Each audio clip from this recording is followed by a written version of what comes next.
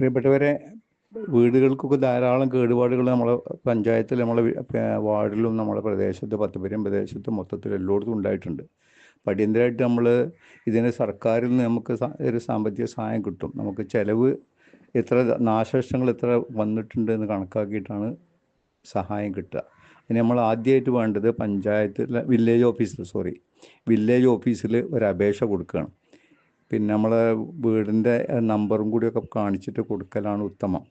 അത് അവസാനം അവർ എന്താ ചെയ്യുക വെച്ചാൽ കംപ്ലീറ്റ് കിട്ടിയതെല്ലാം കൂടെ പഞ്ചായത്തിലെ ഓവർസിയർക്ക് കൈമാറും. അപ്പോൾ എല്ലാവരും നമ്മളൊക്കെ ഫോട്ടോ എടുത്ത് വെച്ചിട്ടുണ്ടല്ലോ.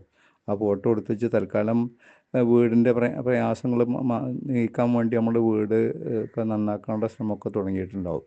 എന്നാലും അതിൻ്റെ നാശനഷ്ടങ്ങൾ അവർക്ക് കണക്കാക്കാൻ അതിൻ്റെ ഫോട്ടോയും അതേപോലെയുള്ള കാര്യങ്ങൾ കാണിച്ചു കൊടുത്താൽ മതി.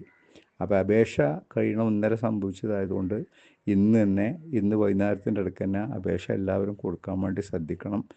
ഇടവണ്ണ വില്ലേജ് ഓഫീസർക്ക് എന്നോട് തന്നെ ആൾ ബോധിപ്പിക്കുന്നത്, എൻ്റെ വീടിന് ഇന്നലെ, അതായത് 17/3/2025 ശക്തമായ കാറ്റിലും മഴയിലും മരം വീണ് കണ്ടോ, അല്ലെങ്കിൽ തെങ്ങ് വീണെന്നോ, അല്ലെങ്കിൽ ഓടുകൾ പാറിപ്പോയിന്നോ, അങ്ങനെ വലിയ നാശനഷ്ടങ്ങൾ സംഭവിച്ചിട്ടുണ്ട്.